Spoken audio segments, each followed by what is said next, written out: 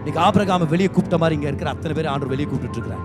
அவர் சொல்றாரு, பல நாட்களா சந்ததி சந்ததியா ஏழ்மத்தனம், தரித்திரம், வியாதி, மந்திரக்கட்டு, பயம், சூழ்ச்சி, வேதனை, இழப்பு, தோல்வி, இப்படியே வாழ்ந்துட்டு இருக்கிற உன் மனப்பான்மையின் வாழ்க்கை முறையை மாற்றிக்கொள்ளும்படி வா, என் வசனத்தை தேடின்றார் கர்த்தர். என்ன தேடி வா, திரும்பி நில்லு, உங்ககிட்ட நான் பேசுறேன், உன் மனதை நான் புதுப்பிக்கணும்னு சொல்லி நான் விருப்பப்படுறேன். உன் மனம் புதிதாயிருச்சுன்னா உன் வாழ்க்கையை மறுரூபமாகும். இன்னைக்கு பிரசங்கத்துக்குள்ள போலாம். எத்தனை பேர் வார்த்தைக்காக ஆயத்தமா வந்திருக்கிறீங்க? Yes, come on. Romans chapter 12, ரோமர் 12 அதிகாரம். போன ஞாயிற்றுக்கிழமை இங்க வந்தபோது நம்ம கத்துக்கிட்ட சத்தியம் ரொம்ப பிரம்மாண்டமானது, வல்லமையானது. பவுல் சொல்றார் கலாத்தியர் 3:13, கிறிஸ்து நமக்காக சாபமாகி அப்படின்ட்டார். அப்படின்னா நம்ம எந்த சாபத்துக்கும் வாழ தேவையில்லை. ஜன்ம ஜன்மமா இது என் குடும்பத்தில் நடந்துட்டு இருக்குது. எங்க அப்பாவுக்கு இருந்தது இப்போ எனக்கு வந்துட்டு இருக்குது. எங்க அம்மாவுக்கு நடந்தது இப்போ எனக்கு நடந்துட்டு இருக்குது. என் பிள்ளைக்கு நடந்துட்டு இருக்குது, இல்லை என் மனைவிக்கு நடந்துட்டு இருக்குது. கவலைப்பட தேவையில்லை. சாபத்திலிருந்து கர்த்தர் நம்மை மீட்டெடுத்திருக்கிறார். சாபம் நம்ம வாழ்க்கையில ஒண்ணுமே இல்லை. ஏன்னா கிறிஸ்து நமக்காக சாபமாகி நம்மை நியாயப்பிரமாணத்தின் சாபத்திலிருந்து மீட்டெடுத்தார், இல்லையா? மீட்டு கொண்டார் அப்படின்னு சொல்லி படிக்கிறோம். 14ஆம் வசனத்துல படிக்கிறோம், ஆபிரகாமுக்கு உண்டான ஆசீர்வாதம் நமக்கு உண்டா இருக்குது. என்ன அருமை பாருங்க. இது ஆபிரகாமுக்கு உண்டான ஆசீர்வாதம்னு நீங்க எக்ஸைட் ஆகலைன்னா போய் ஆபிரகாமுடைய ஸ்டோரியை படிக்கணும். எப்பேற்பட்ட விதத்தில் கர்த்தர் ஒரு ஆசீர்வச்சாரு, ஒரு குறைவில்லாமல் வாழ வச்சாரு பாருங்க.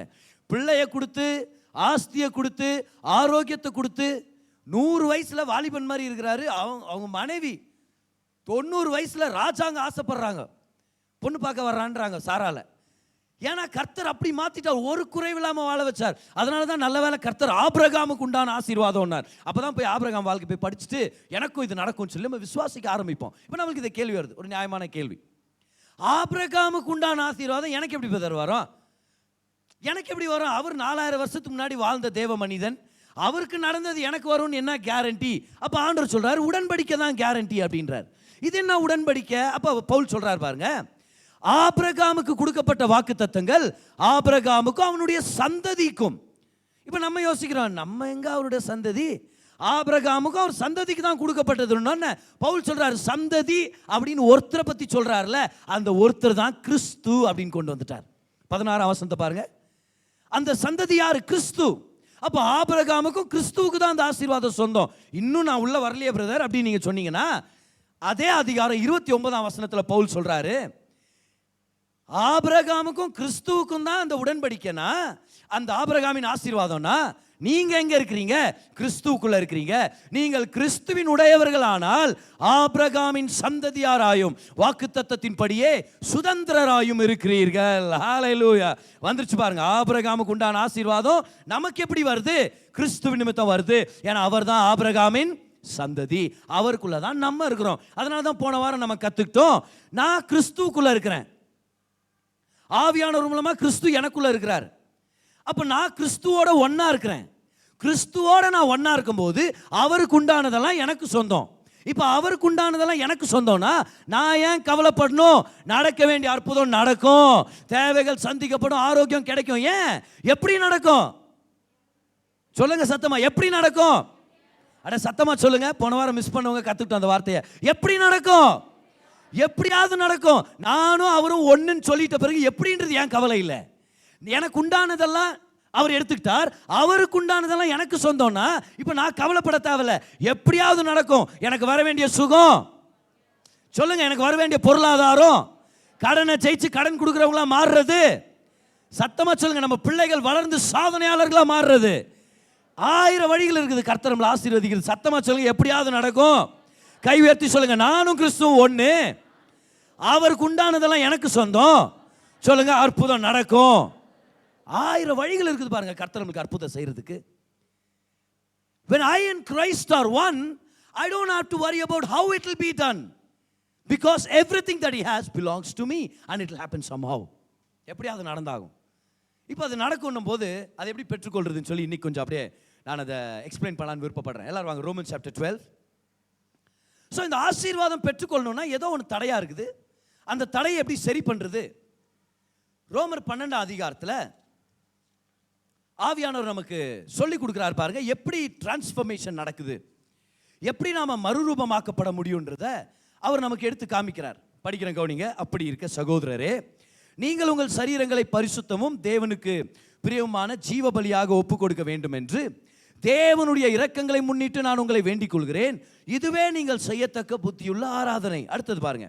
நீங்கள் இந்த பிரபஞ்சத்திற்கு ஒத்த வேஷம் தெரியாமல் தேவனுடைய நன்மையும் பிரியமும் பரிபூர்ணமான சித்தம் இன்னதென்று பகுத்தறியத்தக்கதாக உங்கள் மனம் புதிதாகிறதினாலே மறுரூபமாகுங்கள். மனம் புதிதாகிறதுனால தான் மறுரூபம். அவர் சொல்றாரு, இந்த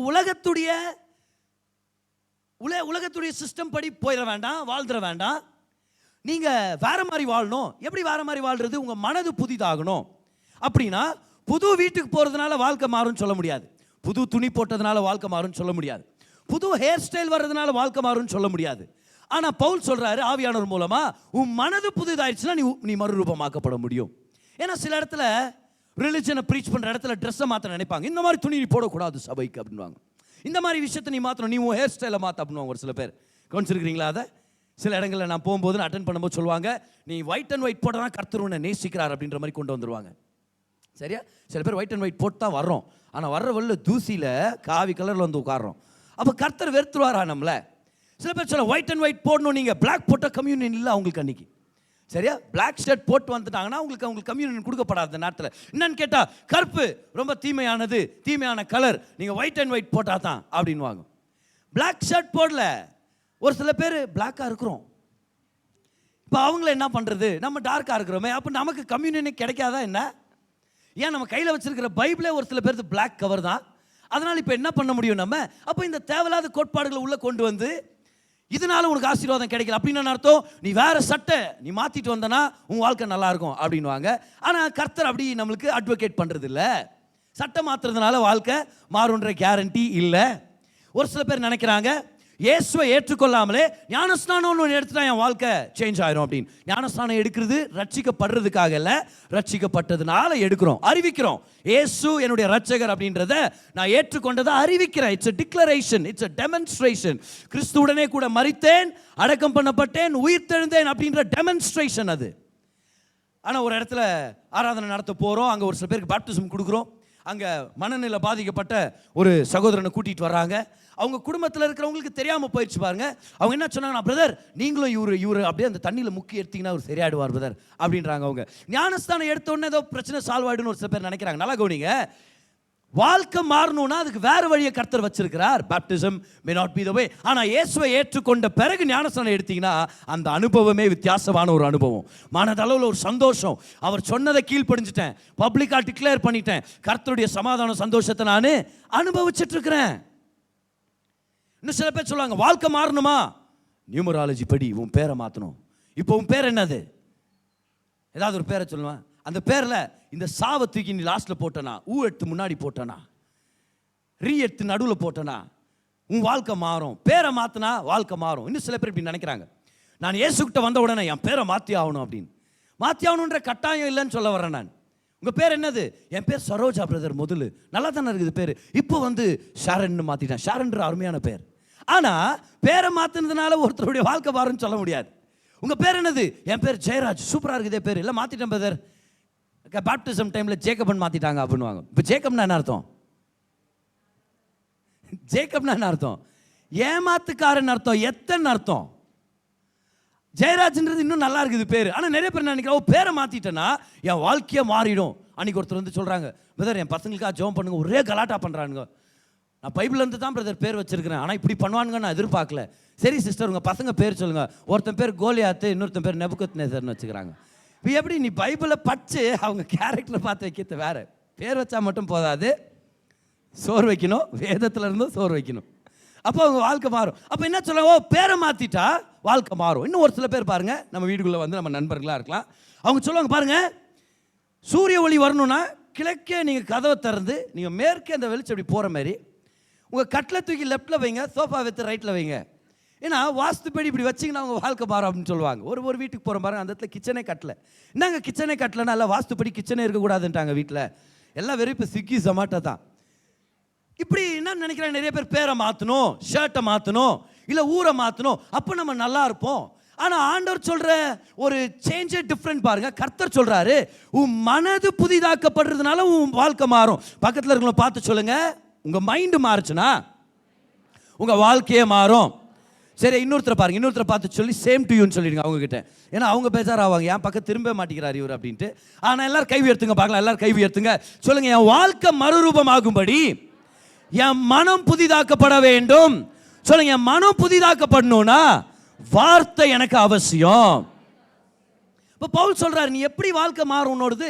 உன்னுடைய சிந்தனைகள் மாறும் போது தான் உன் வாழ்க்கை மாறும்ன்றார். இப்போ பாருங்க, தர்சனத்துக்கு திரும்பி வரலாமா? நம்ம ரோமர் 12 அதிகாரத்துக்கு வாங்க. அதோடைய 2ஆம் வசனத்தை பாருங்க. எப்படி நம்மளுடைய வாழ்க்கை மாறுதுன்னு சொல்லி அவர் சொல்றார். இதுல ஒரு வார்த்தை பயன்படுத்துறார். நீங்கள் இந்த பிரபஞ்சத்திற்கு ஒத்த வேஷம் தெரியாமல் தேவனுடைய நன்மையும் பிரியமும் பரிபூர்ணமான சித்தம் என்னதென்று பகுத்தறியத்தக்கதாக உங்கள் மனம் புதிதாகிறதினாலே மறுரூபமாகுங்கள். இப்ப நல்லா கவனிங்க, இந்த பிரபஞ்சத்துடைய வேஷத்தை நீங்க தரிச்சுக்க வேண்டான்றார். இப்ப இப்படி சொன்ன உடனே நிறைய பேருக்கு வர்ற மைண்ட் என்ன தெரியுமா? நிறைய பேருக்கு இந்த உலகத்துக்கு ஏற்ற மாதிரி வாழக்கூடாதுன்னா இம்மீடியட்டா மேக்கப் அட்டாக் பண்ணுவாங்க. மேக்கப் போடக்கூடாது, உலகத்தில் இருக்கிறவங்க தான் மேக்கப் போடுறாங்க, நீங்க மேக்கப் போடுறீங்க அப்படின்ட்டு மேக்கப் அட்டாக் பண்ணுவாங்க. கவனிச்சிருக்கிறீங்களா அதை? அப்போ பெண்கள் நீங்க பியூட்டி பார்லர் போடுறது அது பாவம் அப்படின்னு பிரசங்கம் பண்ணி விட்டுருவாங்க. அப்புறம் மேக்கப் போடாதது பாவம் அப்படின்னு பிரசங்கம் பண்ணி விட்டுருவாங்க. இப்போ சில பேருக்கு என்ன தோணுதுன்னா, இவங்க மேக்கப் போடாதது தான் பாவம் அப்படின்னு தோணுது. ஒரு சில பேர், அவங்க இன்னைக்கு வரல, கவலைப்படாதீங்க. ஆனா வேதத்தில் அந்த மாதிரி எந்தவித ஆட்சேபனையும் இல்லையே. உலக இந்த பிரபஞ்சத்துக்கு ஒத்த வேஷம் தெரியாமல் இமீடியட்டா ஹேர் கட் அட்டாக் பண்ணும். இந்த மாதிரி ஹேர் கட் என்ன மாதிரி பண்றீங்க? இந்த மாதிரி ஹேர் கட்டை எப்படி நீங்க அலோவ் பண்றீங்க? சரி, இந்த ஹேர் கட் இவர் ஏன் பண்ணியிருக்கிறாரு? உங்க மியூசிக் வாசிக்கிற தம்பி பாருங்க பிரதர், கொண்டை போட்டிருக்கிறாரு. இப்படியே விட்டீங்கன்னா நீங்களும் போடுவீங்க. நான் போடுறது இல்லை கொண்டை, எனக்கு செட் ஆகாது. அவர் செட் ஆகுது, அழகா இருக்குது, அவர் பார்த்துக்கிறார். சரி, எனக்கு செட் ஆக போறது இல்லை. ஆனா இதை தான் அட்டாக் பண்ணுவாங்க. மேக்கப் போடுறது தவறு, ஹேர் ஸ்டைல் பண்றது தவறு அப்படின்னு. உலகத்துக்கு ஒத்த வேஷம் தெரியாமல் எந்த அர்த்தத்தில் சொல்றாரு நீங்களே பாருங்க, கண்டுபிடிப்பீங்க பாருங்க. நீங்கள் இந்த பிரபஞ்சத்திற்கு ஒத்த வேஷம் தெரியாமல், அப்படி அதுக்கு ஆப்போசிட் என்னது? தேவனுடைய நன்மையும் பிரியமும் பரிபூர்ணம் உள்ள சித்தம் என்னதென்று பகுத்தறியத்தக்கதாக உங்கள் மனம், உங்க ஹேர் ஸ்டைல் புதிதாகட்டும் அப்படின்னு சொன்னாரா? உங்க மேக்கப் கொஞ்சம் கேன்சல் பண்ணுங்கன்னு சொல்ல. அப்போ இது வெளியரங்கமான அலங்காரத்தை பத்தி பேசுற வசனம் இல்ல, இது மனதின் புதிதாக்கப்படுதலை பத்தி பேசுகிற வசனம். அப்போ இந்த பிரபஞ்சத்துக்கு ஒத்த வேஷம் தெரியாமல் என்ன அர்த்தம்? உலகம் யோசிக்கிற மாதிரி நீங்க யோசிக்காதீங்க, உலக ஜனங்க சிந்திக்கிற மாதிரி நீங்க சிந்திக்காதீங்க. அவங்கள மாதிரியே சிந்திச்சா வாழ்க்கை மறுரூபமாகாது.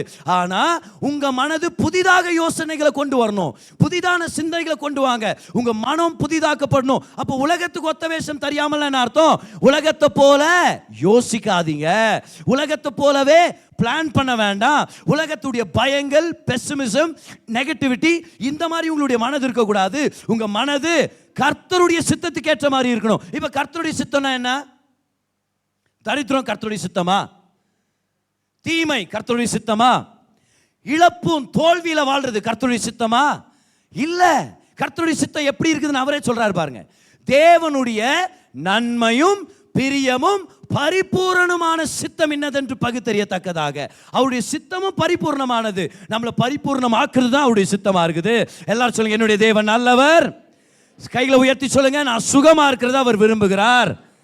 சொல்லுங்க, கர்த்தர் என் மேல பிரியமா இருக்கிறார். நான் எல்லாவற்றிலும் வாழ்ந்து சுகமா இருக்க போறேன். சொல்லுங்க, இப்படிதான் என் மனதை நான் புதிதாக்க போறேன். ஒரே வசனத்துல எல்லாத்தையும் நம்ம சொல்லிட்டார் பாருங்க. இப்பிரபஞ்சத்துக்கு ஒத்த வேஷம் தெரியாமல் அப்படின்னு அர்த்தம், உலகத்தார் மாதிரி சிந்திக்காத. உலகத்தார் எப்படி சிரிக்கிறாங்க?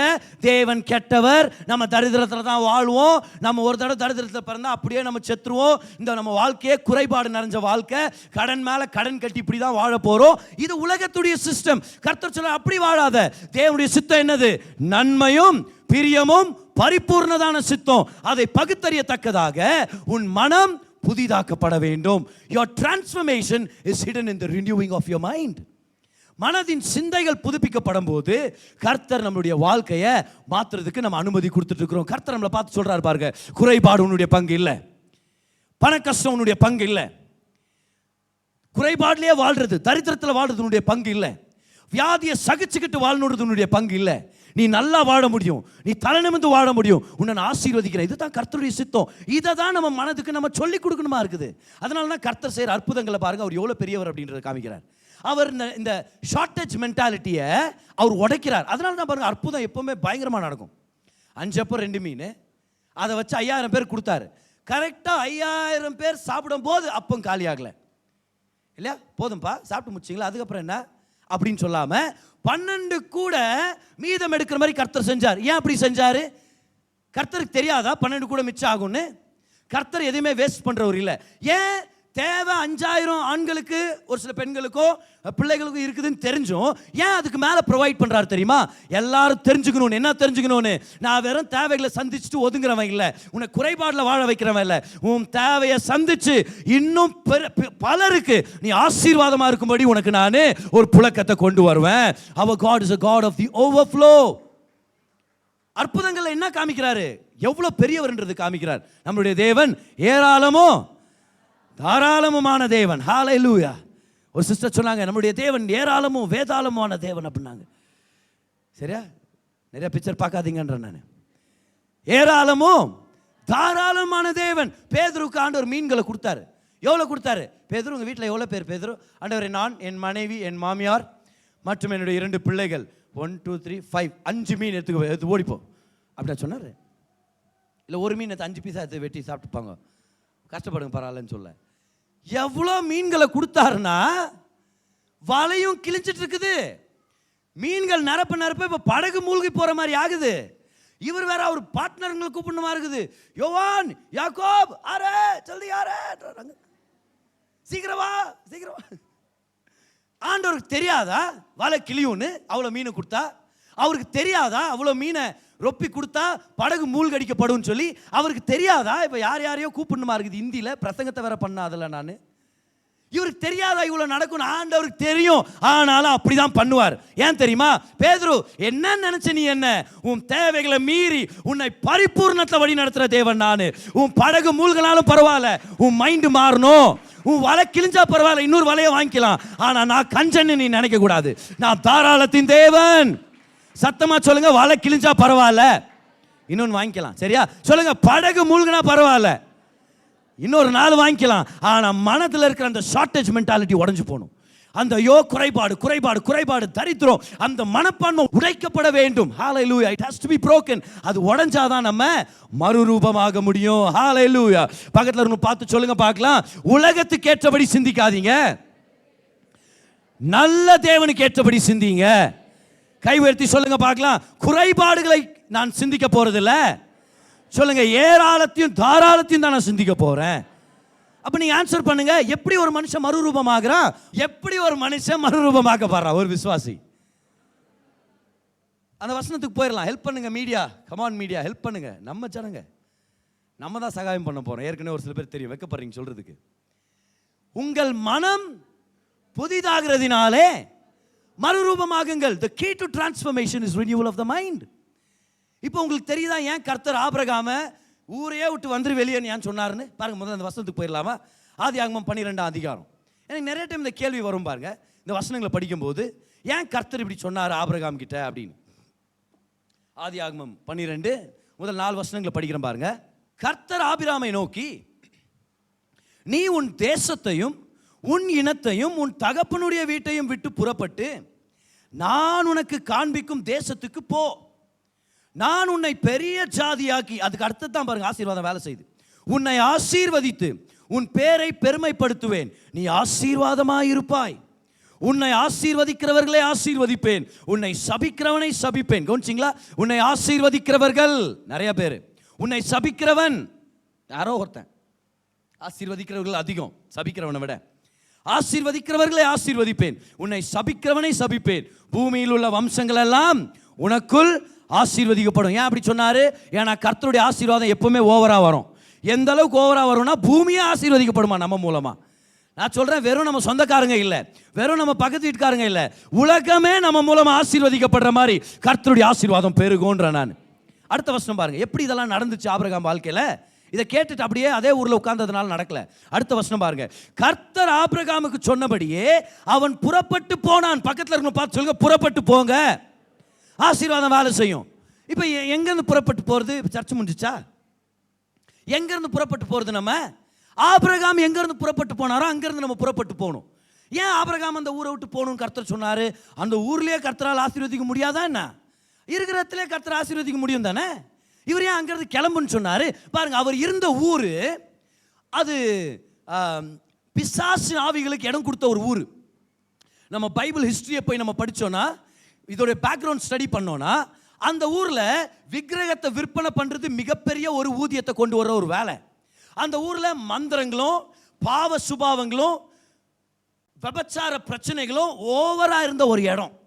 இது ஜன்ம ஜன்மனா அங்கே நடந்துட்டு இருக்குது, காலகாலமாக அப்படி தான் இருக்குது அந்த ஊர்.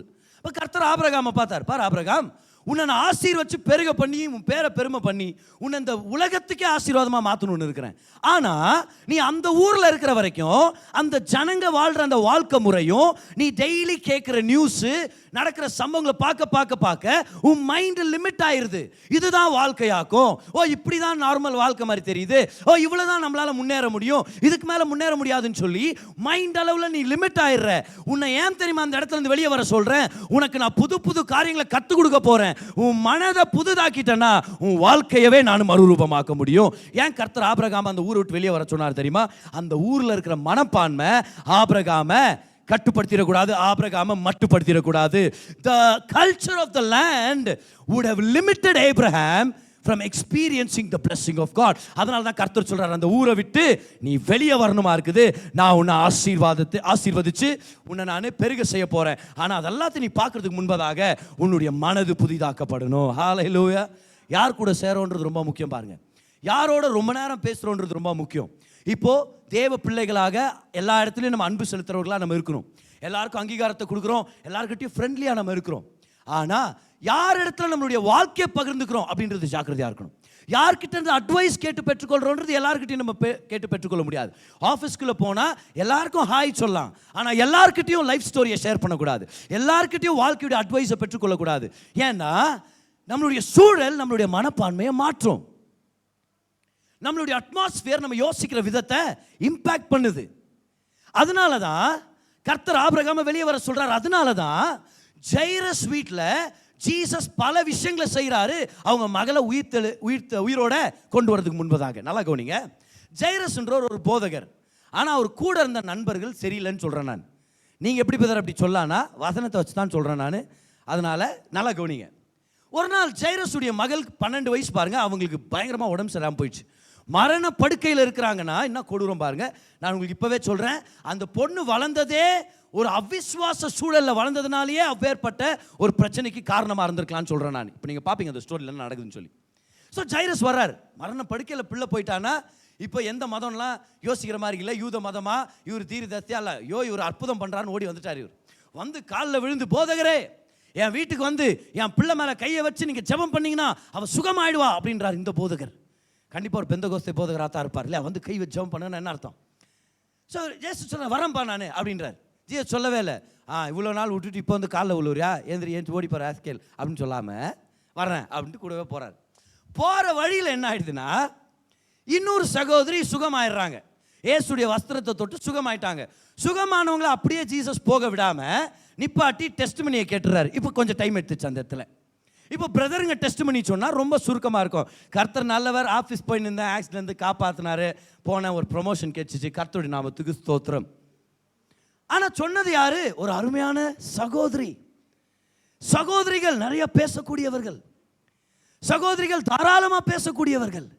கணவர் வீட்டுக்கு வர்றாரு, என்னங்க கடைக்கு போனேங்க, நான் இது வாங்கினேங்க, பருப்பு வாங்கினேங்க. பருப்பு வாங்குற இடத்துல நம்ம இவங்கள பார்த்தேன், நம்ம சுனிதா சிஸ்டர் இல்லை, பாவம் அவங்க வீட்டில் பிரச்சனையாங்க. ஜெபம் பண்ணேன், கர்த்தர் கூட இருக்கிறான்னு என்கரேஜ் பண்ண. அப்புறம் வெளியே வந்து பார்த்தா கறி கடை க்ளோஸ் ஆகிட்டுக்குது. சரிங்க அப்படியே இருந்தாலும் வாங்கிட்டு வீட்டுக்கு வந்தோம் பாருங்க. 5 நிமிஷத்துக்கு அப்புறம் அவர் சொல்கிறார், பாருமா உங்கள்கிட்ட என்ன கேட்டேன், இன்னைக்கு என்ன சாப்பாடுன்னு கேட்டேன். பருப்பு வாங்க போகிறதுலேருந்து நீ செருப்பு கடை வழியாக வந்தேன்ற சொல்கிற வரைக்கும் என்ன ஆயிடுச்சு? இப்போ சகோதரிகள் பேச முடியும், கர்த்தர் அவங்களுக்கு அந்த வரத்தை கொடுத்துருக்கிறார். அதனால தான் ஆண்கள் கல்யாணத்துக்கு ட்ரெயின் ஆகும்போது பேசுறதுக்கு சொல்லி கொடுக்குறோம். அதனால தான் ஆண்களுடைய கூட்டத்தை வச்சு நின்று பேசுங்கன்றோம். நம்ம ஏன் நீ பேச கற்றுக்கலன்னா ஒழுங்கா நீ கல்யாண வாழ்க்கையவே நடத்த முடியாது. இந்த சகோதரி எந்திரிச்சுன்னு சாட்சியை சொல்கிறாங்க, கர்த்தருடைய நாமத்துக்கு பரிசுத்தம். கர்த்தர் இப்பேற்பட்ட காரியங்கள் அப்படியாப்பட்ட நாட்களில் ஆனபடியால் ஆக, இந்த மாதிரி வார்த்தைகள்லாம் நடுவில் வந்தால் பிரசங்கம் ஜாஸ்தி ஆகுமா இல்லையா? சாட்சி இந்த நேரத்தில் ஆனபடியால் இப்போ ஏற்பட்ட காரியங்கள் இப்படியாப்பட்ட நாட்களில் கர்த்தர் கடந்து வந்து இப்படியெல்லாம் சொல்லி முடிச்சு பொண்ணு இறந்துச்சு. இவங்க சாட்சி சொன்னதுனால இல்லை, காலை தாமதிச்சிச்சு அப்படின்னு நினச்சிடாதீங்க. பொண்ணு இறந்துச்சு. பொண்ணு இறந்த உடனே அவங்க வீட்டிலேருந்து ஒருத்தர் வர்றார், ஜீசஸை கூப்பிட்டு வர்றார். ஜீசஸை கூப்பிடல, சாரி, ஜைரஸ்க்கு ஒரு இன்ஃபர்மேஷன் கொடுக்கலான்னு வந்தார். ஃபோன் இருந்தால் தான் வீட்டிலேருந்து டெக்ஸ்ட் பண்ணிருப்பார், அவரை கூப்பிடாத, டிஸ்டர்ப் பண்ணாத, எவ்ரி திங் இஸ் ஓவர் அப்படின்னு. ஆனால் ஒரு ஓடி வந்து ஜைரஸ் கிட்ட சொல்கிறத கவனிங்க. யாயிருவே, உன் பொண்ணு மரித்து போனால், அத்தோட நிப்பாட்டிட்டு இருந்தானா அவன் பரவாயில்ல, நல்ல மேமன். அது மீறி வேற சொல்றது வேற.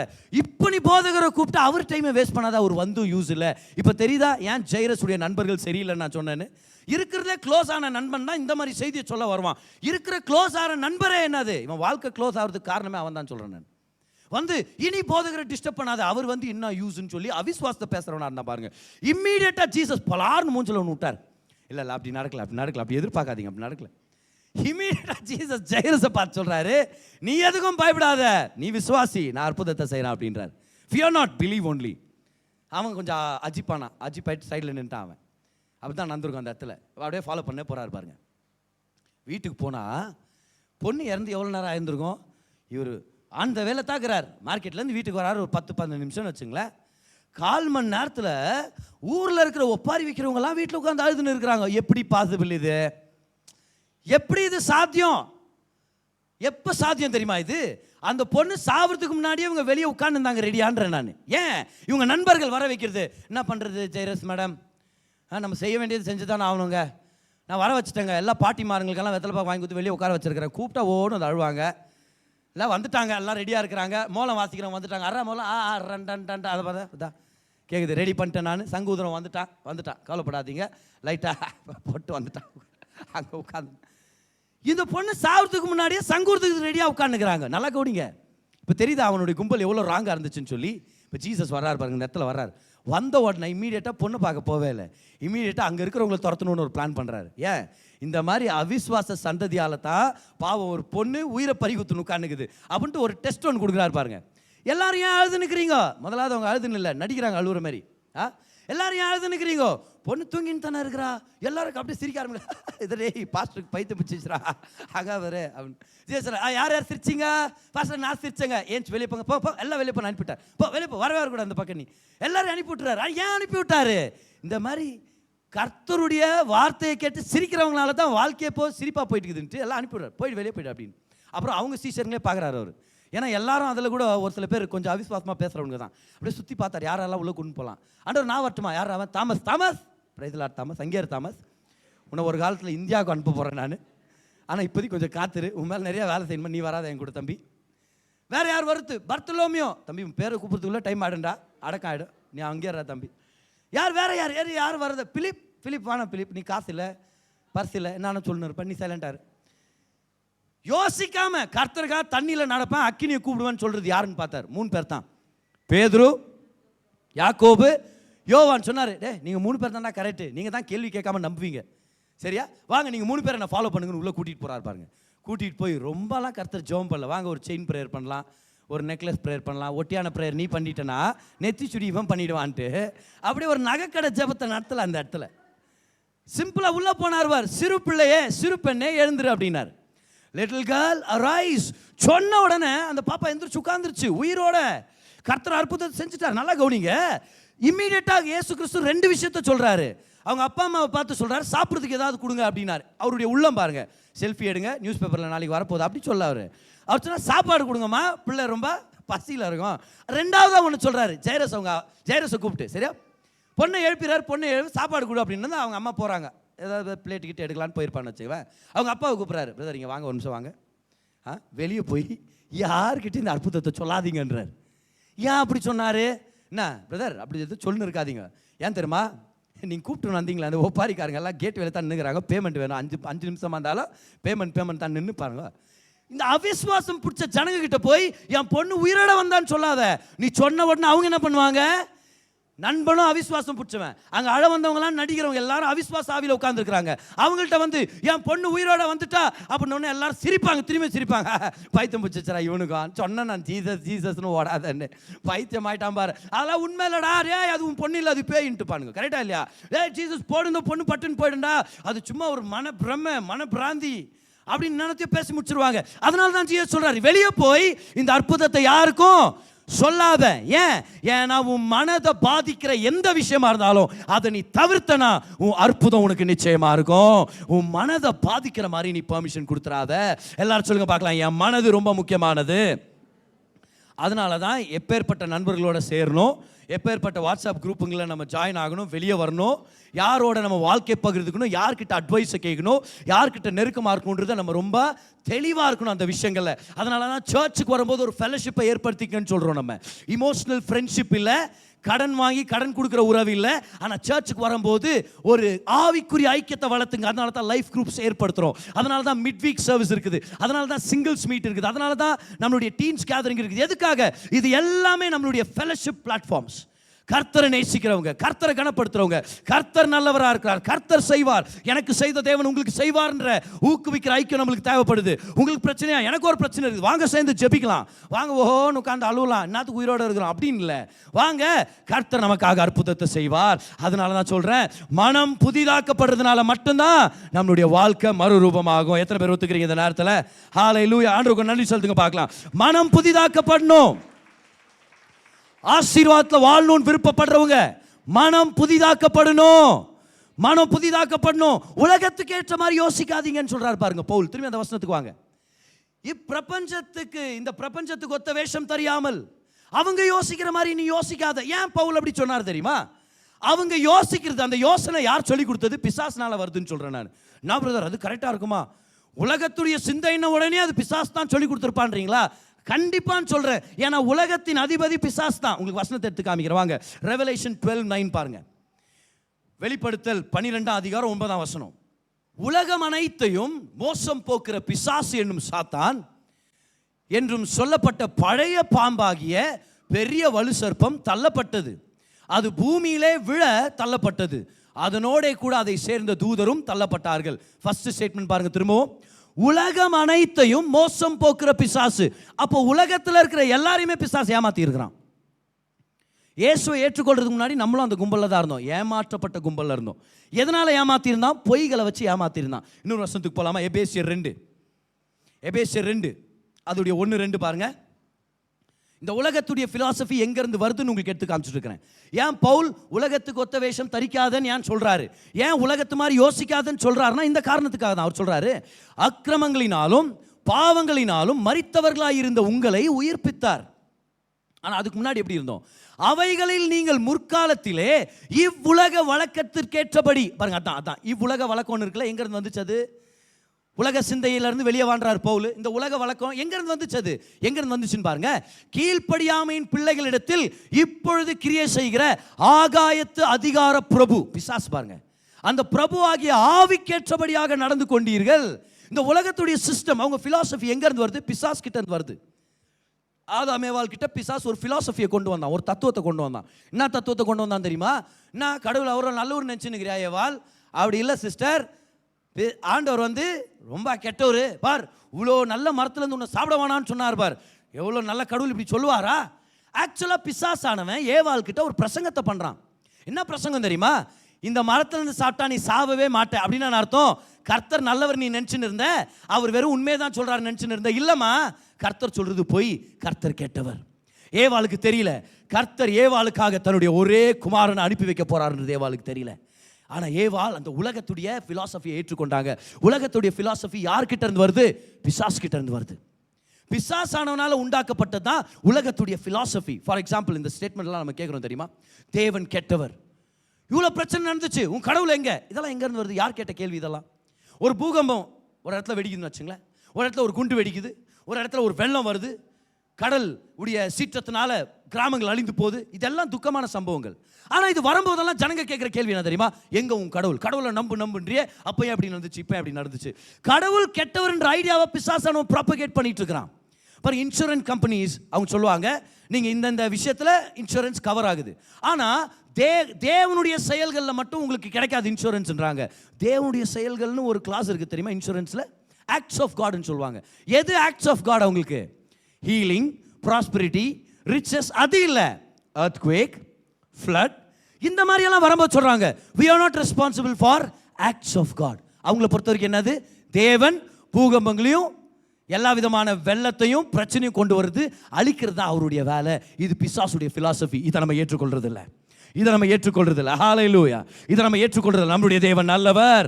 நம்மளுடைய பிலாசபி உலகத்துக்கிட்ட இருந்து இல்லை, நம்மளுடைய பிலாசபி நியூஸ் சேனல்ல இருந்து இல்லை, நம்மளுடைய பிலாசபி நம்ம பார்க்குற மூவில இருந்து இல்லை. நம்மளுடைய பிலாசபினா மைண்ட் திங்கிங் பேட்டர்ன், நம்மளுடைய தத்துவங்கள், நம்மளுடைய யோசனை விதம், நம்ம சிந்திக்கிற விதம், நமக்கு கிடைக்கிற நம்மளுடைய சிந்தனைகள் எங்க இருந்து கிடைக்கணும்? நமக்கு கர்த்தருடைய வார்த்தையில பார்த்து சொல்றோம். கர்த்தர் எப்படிப்பட்டவர்? திரும்பி வாங்க, ரோமர் 12:2 பாருங்க.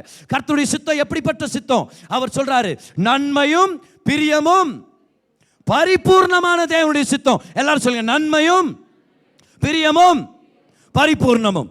கை உயர்த்தி சொல்லுங்க, நான் நல்லா இருப்பேன், எனக்கு பிரியமானதை கர்த்தர் தருவார். சொல்லுங்க, என் வாழ்க்கை பரிபூர்ணமா இருக்கும். கை உயர்த்தி சொல்லுங்க, ஒன்றுக்கும் குறைவுபடாமல் நான் நல்லா வாழும்படி கர்த்தர் என்ன வைப்பார். பரிபூர்ணம்னா என்ன அர்த்தம்? ஒன்றுக்கும் குறைவில்லாம வாழ்றதுன்னு அர்த்தம். ஆனா உலகம் என்ன சொல்லுவா? கடவுள் கெட்டவர், இவ்வளவு பெரிய பிரச்சனை வந்துச்சு, உன் கடவுள் எங்க போனாரு, நான் ஏன் உன் கடவுளை நம்பணும் அப்படின்வாங்க. உலகத்துடைய பிலாசபி. ஃபார் எக்ஸாம்பிள் பாருங்க, 1000 பொய் சொல்லியும் கல்யாணம் நடத்தலாம். இது எங்கேருந்து வருது? இது உலகத்துடைய சிஸ்டம். இது எப்படி திருமண வாழ்க்கை நல்லா இருக்கும்? பொய் மேலே கட்டப்பட்டதா இருந்தா. அன்புக்கு மிக முக்கியமான விஷயமே சத்தியம் தான். உண்மையை பேசினாதான் அன்பு சந்தோஷப்படுகிறது. Love rejoices in truth. 1 Corinthians 13 நம்ம படிக்கிறோம். ஆனா உலகம் என்ன சொல்லுது? 1000 பொய் சொன்னாலும் பரவாயில்ல, நீ கல்யாணம் பண்ணி வைக்கலாம். கஷ்டப்படுறது 2 பேரும் கஷ்டப்படுவோம். கல்யாணம் பண்ணி வச்சு இவங்க போயிருது. 1000 பொய் சொன்னாலும் பரவாயில்லன்னு சொல்லி இவங்க 2 பேரும் கஷ்டப்படுறியா? உண்மை தெரிய வருது. நீ இப்படின்னா இப்போ அப்படி இருக்கிறியே. நீ நல்லா சமையல் பண்ணுவேன்னு சொன்னாங்க பொண்ணு பார்க்குற டைமில். இப்போ ஃபுல்லாக யூடியூப் பார்த்து இப்படி பண்ணிங்கிற கஷ்டப்பட்டு. யூடியூப் பார்க்குறது நல்லது, புது புது டிஷ்ஷஸ் கற்றுக்கலாம், டிசைனாக செய்யலாம். அதை நான் தவறுன்னு சொல்ல வரல. நான் எல்லாருமே யூடியூப் பயன்படுத்துகிற சமையல்காரங்க தான் இங்கே இருக்கிறது. அது நல்லா ஞாபகம் வச்சுங்க. அது ஆனால் பொண்ணு பார்க்க வரும்போதே சொல்லிட்டா என்னது, கற்றுக்கிட்டு இருக்கிறாங்க, நல்லா செய்வா, கவலைப்படாதீங்க, இருக்கிற நாளில் நாங்களும் சொல்லிக் கொடுக்குறோம். இல்லை ரொம்ப அருமையாக சமைப்பாங்க, அடடட அவ்வளோ ஆச்சரியமாக சமைப்பா. கல்யாணம் ஆகி 3 நாளில் பொண்ணு ஓடி வருது, ஏங்க நம்ம வீட்டு நாய் செத்துச்சுங்க. எப்படிமா? இல்லைங்க, நான் சமையல் பண்ணதை ஃபஸ்ட்டு நாய் கொடுக்கலான்னு நினச்சேன், அது செத்துச்சு, இப்போ அடுத்தது உங்களுக்கு போட்டு வச்சுருக்கேன், சாப்பிட வர்றாரு. ஏன் உண்மையை சொல்லிடலாமே? கரெக்டாக இல்லையா? உண்மையை சொல்லிடலாம். அன்றைக்கி ஒருத்தர் சொல்கிறாரு, ஏம்மா நம்ம வீட்டுக்கு திருட வந்தாம்மா நேற்று நைட்டு. அப்புறம் என்னாச்சுங்க? அப்புறம் திருந்திட்டானா? எப்படி திருந்தனா? இல்லைடா இவ்வளோ கஷ்டப்படுறியே, நடராத்திரில் வந்து சாப்பிட்டு போடான்னு சாப்பாடு போட்டு கொடுத்தேன், இனி திருடவே மாட்டேன் நான் அப்படின்ட்டு அவன் திருந்தி போயிட்டான். நான் சொல்கிற மாதிரி இப்பேற்பட்ட விஷயங்களெல்லாம் ஆரம்பத்துலேயே சொல்லணும். என்னன்னு தெரியாதுங்க. என் பொண்ணு படிக்கிறதுல பிஸியாக இருந்தா, இல்லை படிக்கவா, சர்ச்சுக்கு போவா, நிறைய சர்ச்சு ஊழியத்தில் இருந்தா. அப்புறம் அந்த ஒரு எக்ஸ்கியூஸ் சொல்லாதீங்க தயவுசெய்து, சமையலை கற்றுக்குவா, நான் கற்றுக் கொடுக்குறேன் அப்படி சொல்லுங்களேன். மாப்பிள்ளைக்கு என்ன போடணும்? ஒருத்தர் பேர் அதில் கூட ஜாக்கிரதையாக இருங்க. மாப்பிள்ளை எவ்வளோ படிச்சிருக்கிறாரு, என்ன வேலை செய்கிறாரு சொல்லுங்கள். உண்மையை பேச தான் நம்ம திருமணத்தை நடத்தணும். அதனால தான் சொல்கிறோம், பொண்ணு பார்க்குற டைமோ இல்லை மாப்பிள்ளையை செலக்ட் பண்ணுற நேரம் வரும்போது பேசுங்க, நிறையா பேசுங்கன்னு சொல்கிறோம். நம்ம குடும்பத்துக்கு தெரிந்த மாதிரி பேசுங்க, அவங்கள பற்றி தெரிஞ்சுக்குங்க. வாழ்க்கை நோக்கத்தை தெரிஞ்சு வச்சிருக்கிறாரா, தேவன்னா யாருன்னு தெரிஞ்சு வச்சிருக்கிறாரா, ஒரு ஆண்னா யாருன்னு தெரிஞ்சு வச்சிருக்கிறாரா, பெண்ணா அவங்க யாருன்னு தெரிஞ்சு வச்சிருக்கிறாரா, வாழ்க்கை நோக்கம் என்ன, எதிர்காலத்து நோக்கம் என்ன, பேசுங்கன்னு சொல்லி கொடுக்குறோம். நம்ம உண்மையை பேசுங்கன்னு சொல்கிறேன். நான் என்ன வேலை செய்கிறாரு, எப்பேற்பட்டவர், எல்லாத்தையும் சொல்லி ஆகணும். அப்போ தான் நம்ம திருமணம் ஆசீர்வாதமாக இருக்கும். மாப்பிள்ளை என்ன பண்ணுறாரு, அவனுக்கு எவ்வளோ பேர் யோசிக்கிறாங்க அதை சொல்கிறதுக்கு சில நேரத்தில், இல்லையா? எவ்வளோ பேர் யோசிக்கிறாங்க. பொண்ணுக்கு நாங்கள் இதெல்லாம் போடுவோம் ஒரு வீட்டில். மாப்பிள்ளைக்கு என்ன போடணும்னு சொல்லுங்கள். மாப்பிள்ளைக்கு ஒரே ஒரு ஜாமீன் கையெழுத்து போட்டிங்கன்னா போதும் அப்படின்றாங்க. ஏன்னா மாப்பிள்ளை ஜெயிலில் தாக்குறாரு அவ்வளோ நேரம். இந்த மாதிரி தெரிஞ்சால் தானே நம்ம டிசைட் பண்ண முடியும். மாப்பிள்ளை என்ன வேலைங்க பண்ணுறாரு, அவருக்கு என்னங்க குறைச்சல்ன்றாங்க. அவருக்கு என்னங்க குறைச்சல், பை நிறையா பணம், பல இடங்களுக்கு போயிட்டு வருவார்.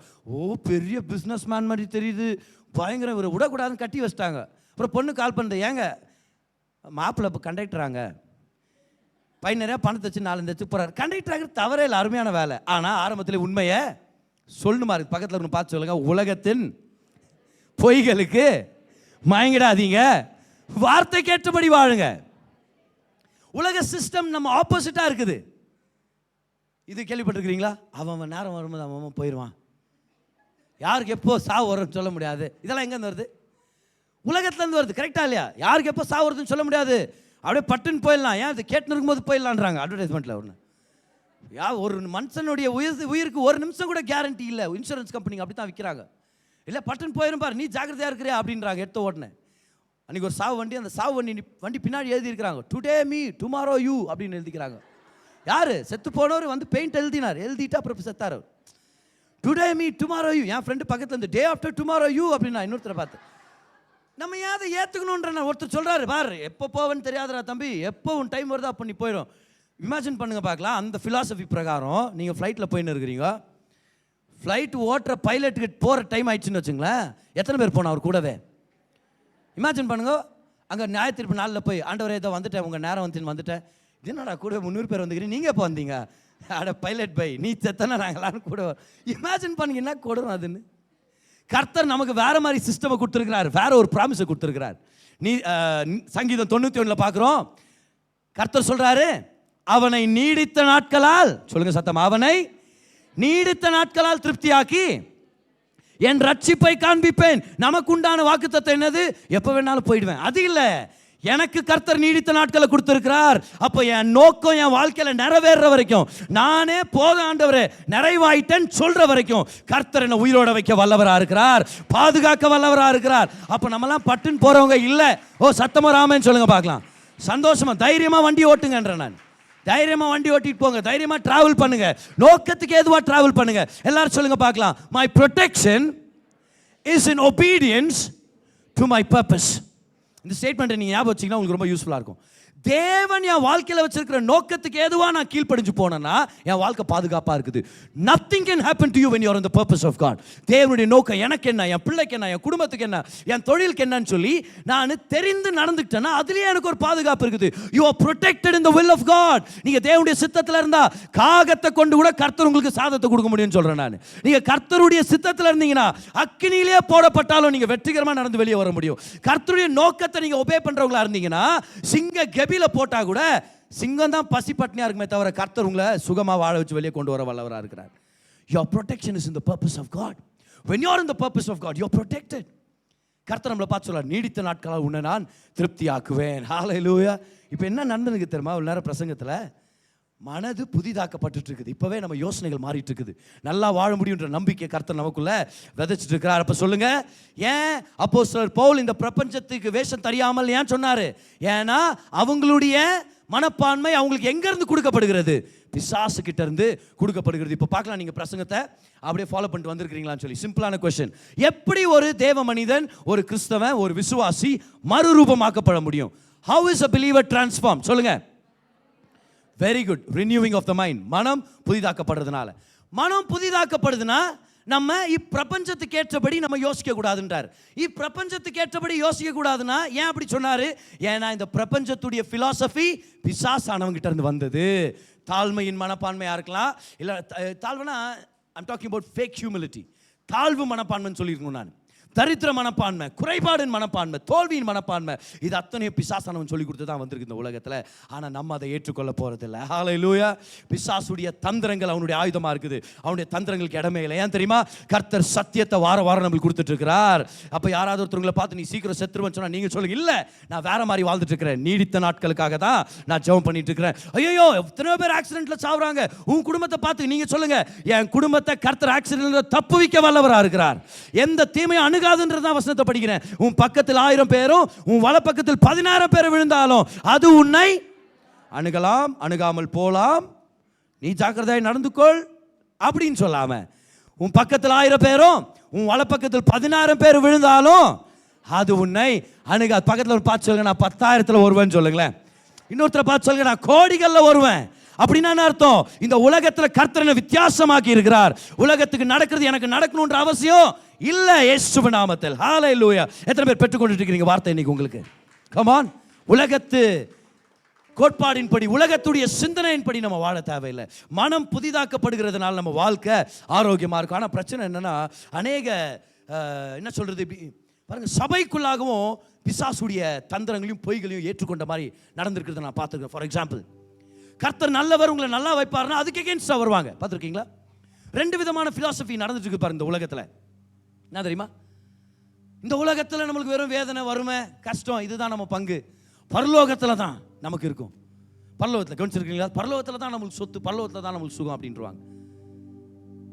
அதை நீங்க ஏத்துக்கிட்டீங்கன்னா அது ஒரு பிசாசுடைய பொய், அது ஒரு ரிலிஜியஸ் லை. அதை நீங்க ஏத்துக்கிட்டீங்கன்னா உங்க வாழ்க்கையும் அதை தான் பிரதிபலிக்கும். கர்த்தர் என்ன பரலோகத்துக்காக மட்டும்தான் வச்சிருக்கிறார், பூலோகத்தில் இல்லைன்னா அப்போ ஜீசஸ் சொல்லி கொடுத்த ஜபமே பொய்யாயிரும். பரலோகத்தில் உங்க சித்தம் செய்யப்படுவது போல அது அங்கேயே செய்யப்பட்டு போகட்டும் அப்படின்னு சொல்ல. அங்க செய்யப்படுவது போல பூலோகத்தில் செய்யப்படணும். பரலோகத்தை பூலோகத்துக்கு கொண்டு வர்றது தான் அவருடைய பிரதிநிதிகளான நம்மளுடைய பொறுப்பா இருக்குது. ஒரு பாஸ்டர் பாருங்க, ஹவாய் அப்படின்ற அருமையான லொகேஷனுக்கு போயிருக்கிறாரு. அருமையான நாடு, அழகான நாடு. அங்கே அப்படியே டிராவல் போயிருந்துக்கிறா பாருங்க காரில். மலையை பார்க்குறாரு, அழகான மலை, அதுக்கு மேலே ஒரு சூப்பரான ஒரு வீடு. அப்படியே இவர் சொன்னாராம் பாருங்க, வாய் திறந்து சொன்னாராம், இந்த மாதிரி வீட்டிலலாம் வாழ்கிற மாதிரி என் கனவுல கூட நினச்சி பார்க்க முடியாது அப்படின்ட்டாராம். ஆவியானவர் உள்ள சொன்னாராம், கவலைப்படாத, அந்த மாதிரி வீட்டில் நீ வாழவே மாட்டே அப்படின்ட்டாராம். ஏன்டவர் அப்படி சொன்னீங்கன்னா அவர் சொன்னார், அதான் நீ வாய் திறந்து சொல்லிட்டியே, நீ அப்படி யோசிக்கிறியே, இப்படி கர்த்தர் என்னை வாழ வைப்பார் நீ சொன்னா ஆசீர்வாதம் வேலை செய்யும். இதுதான் இப்பிரபஞ்சத்திற்கு ஒத்த வேஷம் தெரியாமல் அப்படின்றது அந்த பிலாசபி. இன்னொரு பிலாசபி என்ன தெரியுமா? செழிப்பை நம்புவாங்க, செழிப்பு வேணும்னுவாங்க. ஆனா சர்ச்சில் செழிப்பை பத்தி நீங்க ஏன் பேசுறீங்க? சர்ச்சில் பணத்தை பத்தி ஏன் பேசுறீங்க? அவங்களுக்கு ஒரு சந்தேகம், பணத்தை கேட்டுருவோமா அப்படின்ட்டு. இல்லை, கேட்க போறதில்ல, தைரியமா இருங்க. ஏன் நீங்க பணத்தையும் கடவுளையும் ஏன் சம்மந்தப்படுத்துறீங்க? பாருங்க, திங்கள்ல இருந்து சனிக்கிழமை வரைக்கும் பணத்தை பத்தி பேசுவாங்க. பிள்ளைகளை பார்த்து பேசுவாங்க, மகனே நல்லா படிக்கணும்டா, நல்லா படிச்சு ஃபாரின் போகணும், நீ போய் லட்சமா நீ சம்பாதிக்கணும்டா மகனே, நம்ம நிலம் வாங்கணும், வீடு வாங்கணும், சரியா போகணும், நல்லா இருக்கணும் நீ. இது திங்களன் சனிக்கிழமை வரைக்கும் பேசுவாங்க பாருங்க. பேசுகிற பேச்சு கூட இப்படி தான். என் மகன் எங்கே ஆஸ்திரேலியாவில் இருக்கிறான்ப்பா, என் மகன் அமெரிக்காவில் இருக்கிறான். அன்றைக்கி ஒருத்தர் சொன்னார், என் மகன் எங்கே இருக்கிறார் உங்கள் மகன்? என் மகன் கோமாவில் இருக்கிறாரு. கோமாவில் இருக்கிறானா? எவ்வளோ சம்பளம்ன்றார் இன்னொருத்தர் பக்கத்துலேருந்து. கோமாலையுமே சம்பளம் கொடுப்பாங்க அந்த இடத்துல. இருக்குது கோமான்றது ஒரு ஊர் நினச்சிட்டார் அவர். ஸோ திங்கள்லேருந்து சனிக்கிழமை வரைக்கும் வெளியே போகணும், சம்பாதிக்கணும், நல்லா இருக்கணும்னு பேசுவாங்க. ஆனால் சர்ச்சுக்குள்ளே வந்த உடனே அப்படியே மூஞ்சே ஒரு மாதிரி சுருங்கிடும். எலுமிச்சங்காயால் புரிஞ்சு விட்ட மாதிரி அஷருங்க வெளியே அப்படியே இப்படி கரைஞ்சி விட்டு அப்படி மூஞ்சு, ஆண்டவரே எனக்கு எதுவும் வேண்டாம் ஆண்டவரே, பார்த்தீங்களா, அது எனக்கு எதுவும் வேண்டாம் ஆண்டவரே, சிலுவையில் அறையுண்டேன். அருமையான பாடல், அப்படி டிரான்ஸ்லேட் பண்ணுவோம். இனி நான் அல்ல இயேசுவே, வருத்தம் பசிதாகம் மனத்துயரம் அங்கே இல்லை, ஆனா இங்க நிலம் வேண்டாம் ஆண்டவரே. பாட்டை பார்த்துருக்கீங்களா? எனக்கு நிலம் வேண்டாம், எனக்கு வீடு வேண்டாம், பணம் வேண்டாம், இயேசு போதுமே போதுமே போதுமே. கர்த்தர் உங்களை வாழ வைப்பார். ராங் பிரசங்கம் பிரதர். கர்த்தர் உங்களுக்கு நிலத்தை தருவார், பணத்தை தருவார். இல்ல பிரதர், செழிப்பத்தி பேசாதீங்க. சரிங்க சிஸ்டர், பிரைஸ் தி லார்ட்.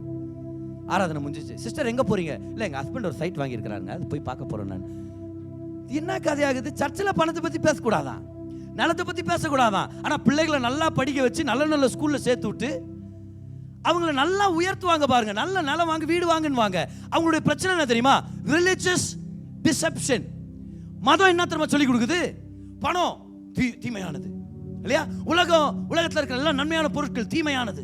இப்படி எல்லாம் சொல்லி கொடுத்து கர்த்தர் அதோட சம்பந்தப்படுத்தாதீங்க. இல்ல, கர்த்தருக்கு தெரியும் நமக்கு பணம் ஒரு மிக முக்கியமான தேவை அப்படின்றது அவருக்கு தெரியும். இந்த உலகத்திலேயே நம்ம நல்லா வாழும்படி அவர் நம்ம மேல விருப்பம் கொண்டிருக்கிறார். அதனாலதான் நீதிமொழிகள் 10:22 சொல்றாரு, கர்த்தரின் ஆசீர்வாதமே ஐஸ்வர்யத்தை தரும். நல்ல சத்தமா சொல்லுங்க, கர்த்தரின் ஆசீர்வாதமே ஐஸ்வர்யத்தை தரும், அவர் அதனோட வேதனையை கூட்டார்.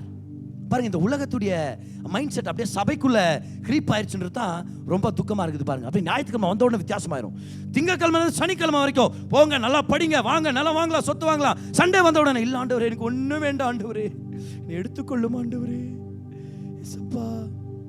சண்டே வந்த உடனே ஒரு கிறுக்குத்தனம் வந்துற மாதிரி ஆயிடுது. இல்லை, ஒரு ஆவிக்குரிய கிறுக்குத்தனம், ஒரு மேட்னஸ், ஒரு மூடத்தனம் வந்தது அந்த இடத்துல. நமக்கிட்ட கர்த்தர் சொல்லிட்டு இருக்கிறார், உன் மனம் புதிதாக்கப்படலன்னா நீ ஆசீர்வாதத்தை மிஸ் பண்ணிட முடியும். இன்னைக்கு ஆபிரகாமை வெளியே கூப்பிட்ட மாதிரி இங்க இருக்கிற அத்தனை பேர் ஆண்டவர் வெளியே கூப்பிட்டு இருக்கிறார். அவர் சொல்றாரு, பல நாட்களா சந்ததியா ஏழ்மத்தனம், தரித்திரம், வியாதி, மந்திரக்கட்டு, பயம், சூழ்ச்சி, வேதனை, இழப்பு, தோல்வி, இப்படியே வாழ்ந்துட்டு இருக்கிற உன் மனப்பான்மையின் வாழ்க்கை முறையை மாற்றிக்கொள்ளும்படி வா, என் வசனத்தை தேடின்றார் கர்த்தர். என்ன தேடி வா, திரும்பி நில்லு, உங்ககிட்ட நான் பேசுறேன், உன் மனதை நான் புதுப்பிக்கணும்னு சொல்லி நான் விருப்பப்படுறேன். உன் மனம் புதிதாயிருச்சுன்னா உன் வாழ்க்கையை மறுரூபமாகும். ஆசீர்வாதத்தை அனுபவிக்கணும்னா நல்லா கவனிங்க, சட்டை மாத்துறதோ, வீடை மாத்துறதோ, இல்ல வேலையை மாத்துறதோ, பிசினஸை மாத்துறதோ பெரிய பயனுள்ளதா இல்லாம போயிடும். மனம் மாற்றப்படலனா. ஏன்? புது வீடு ஆனா பழைய மனப்பான்மை அதே மாதிரி தான் இருக்கும். புது வேலை ஆனா பழைய மனப்பான்மை, அந்த வேலையும் நாசமா போயிடும். நான் புது பிசினஸ் ஆனா அதே மனப்பான்மை எப்படி முன்னேறும்? வேலை மாறி இருக்கலாம், இடம் மாறி இருக்கலாம், துணி மாறி இருக்கலாம், ஆனா மனது மாறலையே. மனது மாறிடுச்சுன்னா வாழ்க்கை மாறும்னு சொல்றேன் நான். மனம் மாற்றப்படும்படியாகத்தான் நம்ம சர்ச்சுக்கு வர்றோம். ஏன்னா சர்ச்சில் கர்த்தருடைய ஜீவனுள்ள வல்லமையுள்ள வார்த்தை நமக்கு பிரசங்கிக்கப்படுகிறது.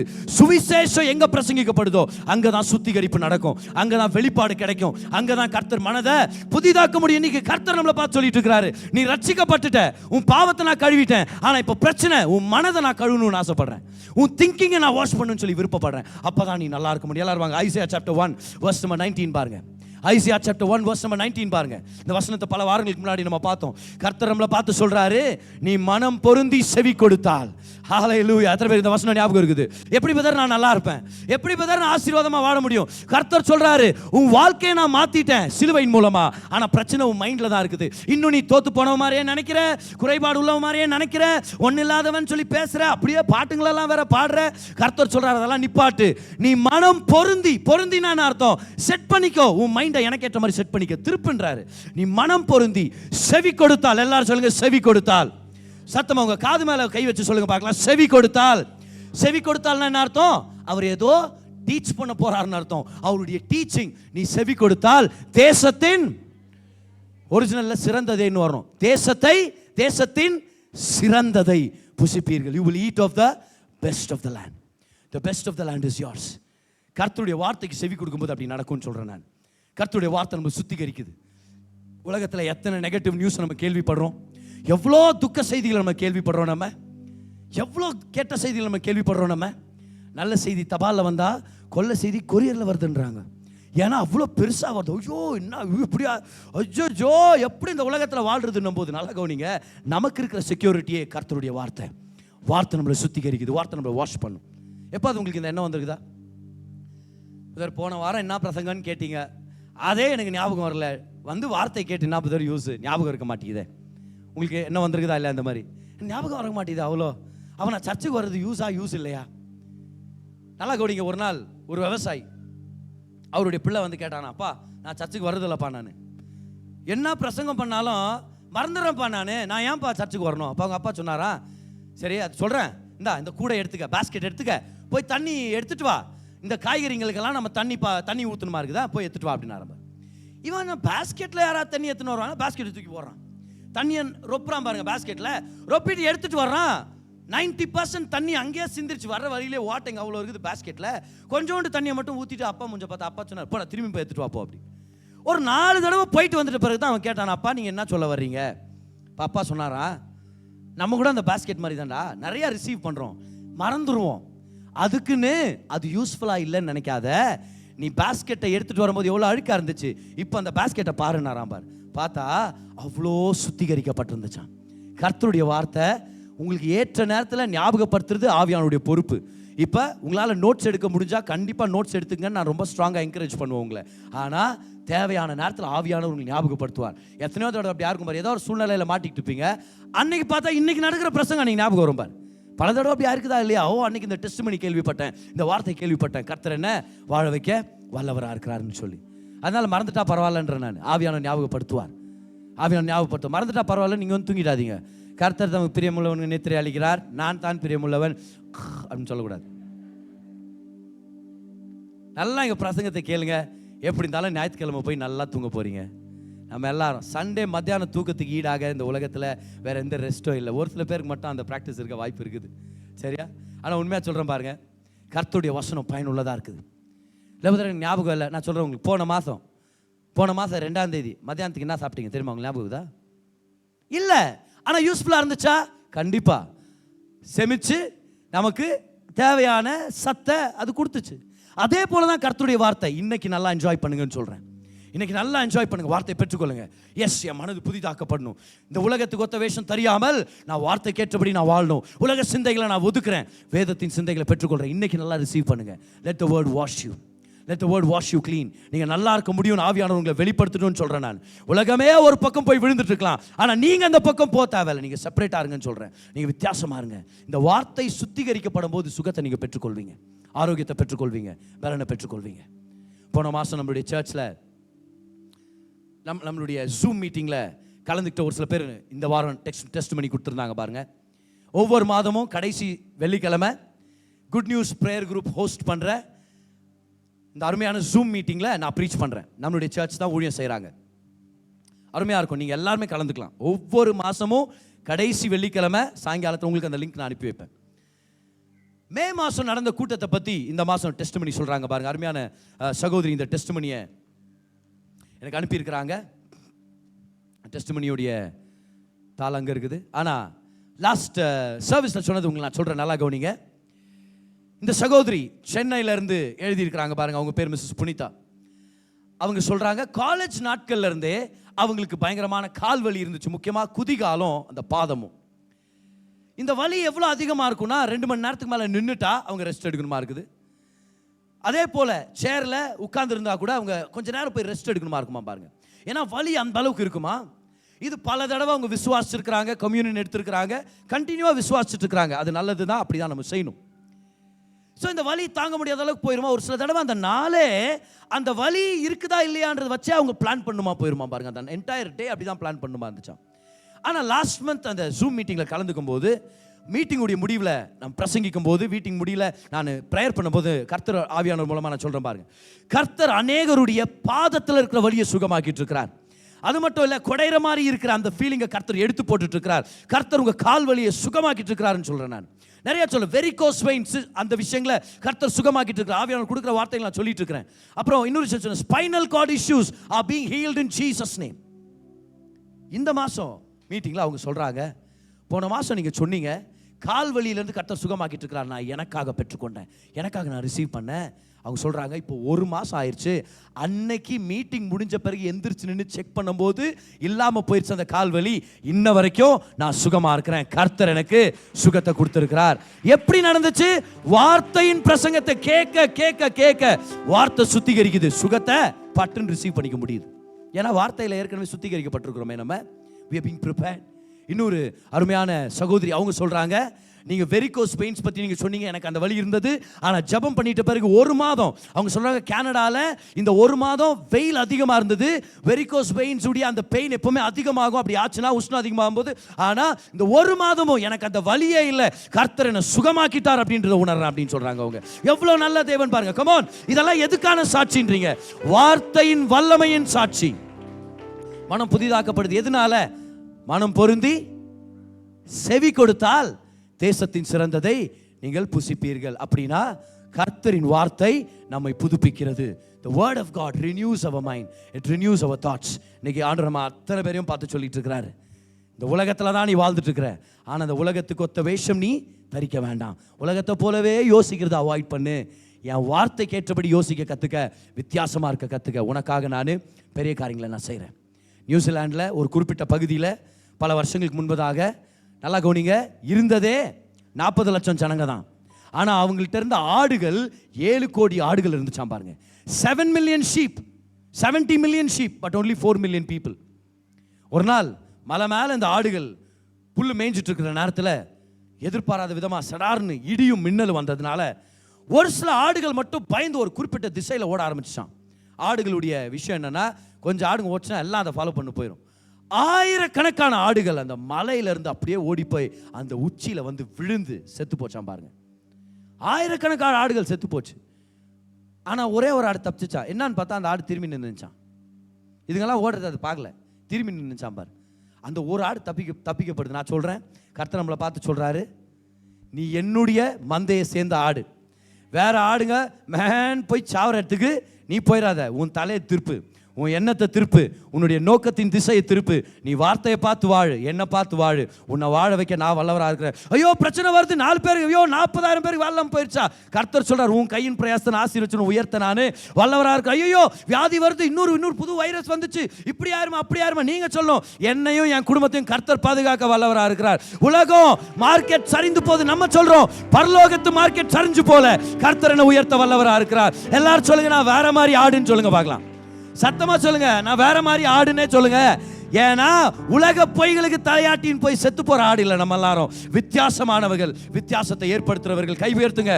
நான் பிலீவ் பண்றேன், நான் டிக்ளேர் பண்றேன் உங்க மேல, இயேசுவின் நாமத்தில் உலகத்துக்கு ஒத்த வேஷம் தெரியாமல் வார்த்தையினால புதுப்பிக்கப்பட்டவர்களாக நீங்க இருப்பீங்க. கடன்ல இருந்து வெளியே வருவீங்க, பிசினஸ்ல நல்லா இருக்க போறீங்க, பிள்ளைகளை நல்லா வளர்க்க போறீங்க. நம்ம எல்லாரும் ஆசீர்வாதமா இருக்க போறோம், அநேகருக்கு சாட்சியா இருக்க போறோம், சுவிசேஷத்தை பிரசங்கம் பண்ண போறோம், பெரிய காரியங்களை கர்த்தருக்காக செய்ய போறோம் இயேசுவின் நாமத்தில். ஹalleluya. கர்த்தரின் ஆசீர்வாதம் மனது புதுப்பிக்கப்படுறதுனால நமக்கு கிடைக்குது. ஹalleluya. என்ன ஒரு அருமையான வார்த்தை. தேவன் தம்முடைய ஜனங்களுக்கு சுகத்தை கொடுக்கும்படி, செழிப்பை கொண்டு வரும்படி, சமாதானத்தை கொடுக்கும்படி அவருடைய பிரசங்கிக்கப்பட்ட வார்த்தையை பயன்படுத்துறார். இந்த பிரசங்கம் உங்களுக்கு ஒரு தீர்க்க தரிசனமான வார்த்தையை கொண்டு வந்திருக்கோம் அப்படின்னு சொல்லி நான் நம்புறேன். உங்களுடைய தேவைக்கேற்ற மாதிரி கர்த்தர் உங்களோட பேசியிருப்பார், உங்களை பலப்படுத்தி இருப்பார். நம்ம ஜெபிக்க போறோம். அதுக்கு முன்னாடி இந்த விஷயங்களை ஞாபகம் வச்சுங்க. தேவன் நல்லவர், அவர் உங்க மேல கிருபையா இருக்கிறார். நீங்க நல்லா இருக்கணும்னு சொல்லி அவர் விருப்பப்படுறார். உங்க வாழ்க்கையில நடக்கிற சகல காரியங்களையும் நன்மைக்கு எதுவாக அவர் திருப்பிட்டு இருக்கிறார். வாங்க ஜெபிக்கலாம். பிதாவே, உங்க தயவுக்காக நன்றி செலுத்துறோம். இந்த செய்தியை கேட்ட உங்க பிள்ளையை நீங்க தொடுங்க, ஆசீர்வதிங்க, நன்மையால நிரப்புங்க, பலத்தால நிரப்புங்க. அவங்களுக்கு என்ன தேவை இருக்குதுன்னு உங்களுக்கு தெரியும் ஆண்டவரே. மகிமையின் ஐஸ்வர்யத்தின்படி அந்த தேவைகளை சந்திங்க. உங்க குடும்பங்களை ஆசீர்வதிங்க, வழி நடத்துங்க, தொழில் ஆசீர்வதிங்க. ஒரு நன்மையிலும் குறைபடாதபடிக்கு நிறைவான ஆசீர்வாதங்களால் நிரப்புங்க. இன்னும் பல நன்மையான காரியங்களை செய்வீங்கன்னு எதிர்பார்க்கிறோம். பலப்படுத்துங்க. இயேசுவின் நாமத்தில் ஜெபிக்கிறோம் பிதாவே. ஆமென், ஆமென்.